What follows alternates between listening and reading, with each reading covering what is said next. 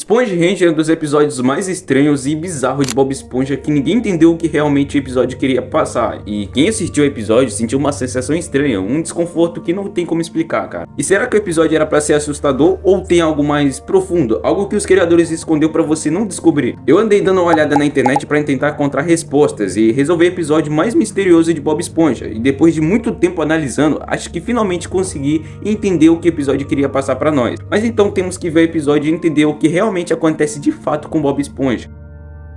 O episódio começa com uma forte ventania. Logo vemos um casal de peixes saindo do restaurante à noite e eles notam a forte ventania que está acontecendo na fenda do biquíni. E o marido comenta que deve ser o Netuno bravo com alguma coisa. E sua esposa diz que todo mundo sabe que Poseidon é o rei dos mares. Todo mundo menos eu.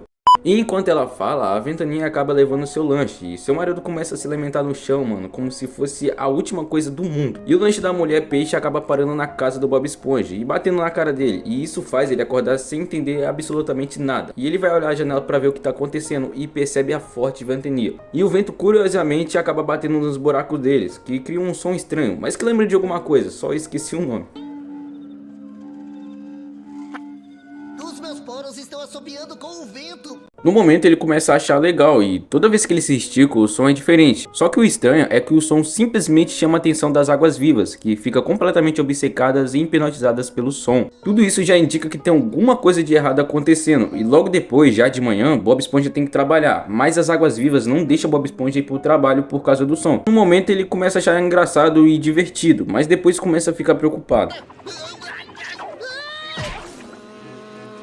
E logo em seguida, o Bob acaba prendendo seus dedos na porta de sua casa, fazendo com que sua mão fique completamente inchada. Então ele fica desesperado e tenta ligar para o seu siriguejo, mas não consegue por causa da mão inchada. Então finalmente, depois de algumas tentativas, ele consegue ligar para o seu siriguejo e pede ajuda dele, mas seu siriguejo ajuda de uma forma muito estranha, que é simplesmente usando uma vara de pesca e puxando ele pro siri cascudo. Mas apesar da ideia não ser uma das melhores, acaba funcionando. No sufoco, mas funciona.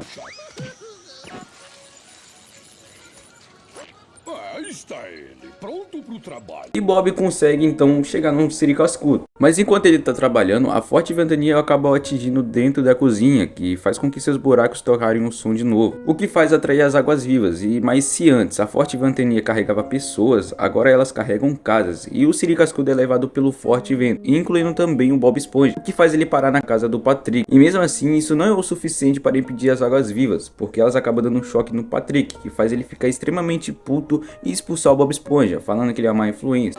Sinto muito, Bob Esponja, mas você se tornou uma influência negativa pra mim. E, mano, todo mundo sabe que Patrick é o melhor amigo do Bob Esponja, então por que ele diria uma coisa dessa? Ao longo das temporadas, o Patrick foi ficando cada vez mais chato e insuportável. Antes ele era um personagem excelente, agora é o personagem mais insuportável de todos. E além disso, podemos perceber que ninguém quer o Bob Esponja, tudo tá dando errado pra ele. Continuando, logo quando o Bob Esponja é expulso, a ventania para. Isso faz com que seus buracos não emitem som, deixando as águas vivas extremamente irritadas e elas acabam dando um choque no Bob. E ele sai correndo desesperado até parar numa caverna. E logo ele pensa num plano para despistar as águas vivas. Só que agora ele aparece com um cabelo e muita barba. E isso nos mostra que o tempo passou vários anos. E claro que com todo esse tempo ele faz uma réplica dele mesmo, de pedra, que chama até de amigo. E nesses anos todos na caverna faz Bob Esponja ficar completamente biruta da cabeça, a ponto de tomar chá com a estátua, achando que é uma pessoa real. E em seguida ele fica extremamente desesperado, pensando que vai ficar para sempre na caverna. Mas então ele sopra e a estátua emite um som. Preso nessa caverna pra sempre!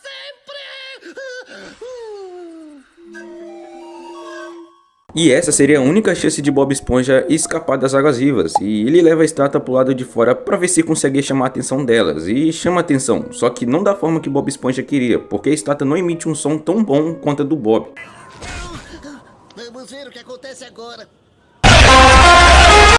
Mas então ele decide fazer mais estátuas, só que agora as estátuas são bem maiores e seu plano funciona e consegue chamar a atenção das águas vivas. E agora o som transmitido pelas estátuas agradam a elas e finalmente seu plano funciona. E Bob Esponja aproveita que elas estão distraídas e corre imediatamente para o siri cascudo. Mas quando ele chega lá, ele vê o siri cascudo afundado na areia, fazendo uma breve referência ao planeta dos macacos. E isso é um ponto muito interessante, porque podemos entender que Bob Esponja passou muitos anos naquela caverna e todos seus amigos, moradores e até o Gary já não existiam mais. E só mais outro ponto que isso nos mostra a solidão que Bob Esponja estava sentindo, o que faz ele ficar completamente desesperado, sem rumo. E mano, essa é pra mim a cena mais triste de Bob Esponja, porque imagina você passar vários anos sozinho e quando tem a chance de rever seus parentes, conhecidos, eles simplesmente se foram. Continuando, agora parece um avanço de 3.000 anos e podemos ver que apareceram vários aliens e vem as Spongehands e ficam sem entender como aquelas estátuas foram construídas. E no final sai o som da estátua, que obviamente é o som do Bob Esponja, só que não é um som agradável e o episódio então acaba.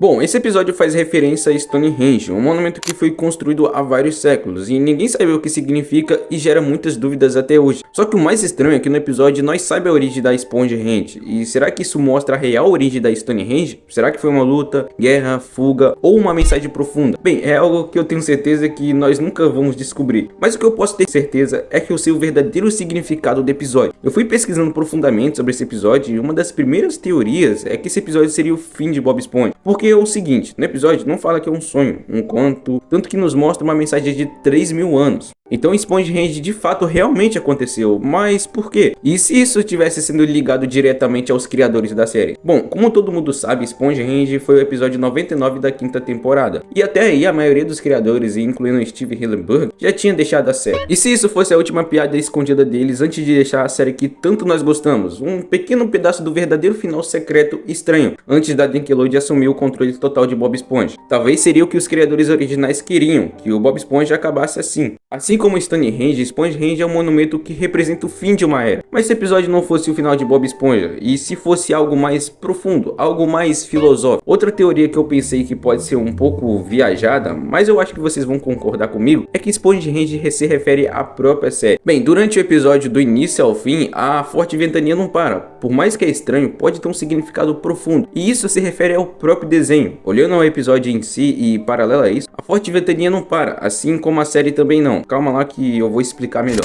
O vento pode representar o tempo, as mudanças, o desgaste natural de qualquer coisa, e Bob Esponja não fica fora disso. É como se mesmo com desgastes, mudanças e sem brilho, a série vai continuar. E não só o vento, as águas vivas que aparecem o episódio inteiro pode representar algo também. Mesmo que Bob Esponja não tá mais o mesmo, na sua fase de ouro, digamos assim, as águas vivas seria o público, que mesmo com o desgaste e o tempo se passando, as águas vivas representam o público que ama o Bob Esponja, mesmo com sua decadência. Tanto que no final do episódio, apesar de ter se passado vários anos e já não existia mais ninguém, tudo tinha sumido, as pessoas, a fenda do biquíni, tudo estava completamente vazio. Mas as águas vivas estavam lá, mesmo que tudo acabou, o amor pelo som do Bob Esponja continuou. E a grande estátua deixada por ele? Bem, pra mim ela pode representar o legado, a lembrança de algo que marcou gerações, embora o tempo passe e tudo mude. E ainda assim, no fim das contas, Spongehands é muito mais do que um episódio estranho. É aquele recado escondido, uma mensagem meio misteriosa sobre o tempo passando, as mudanças, o desgaste, enquanto o Bob Esponja já não era mais o mesmo de antes. E se tudo isso foi mesmo uma despedida silenciosa dos criadores originais? Cara, pra mim foi uma baita despedida. E talvez a gente nunca entenda 100% o que esse episódio quis dizer, mas isso nem importa tanto. O que importa é que ele mexe com a gente e mostra que de um jeito ou de outro o Bob Esponja vai continuar vivendo, nem que seja só o som da risada dele no meio do nada.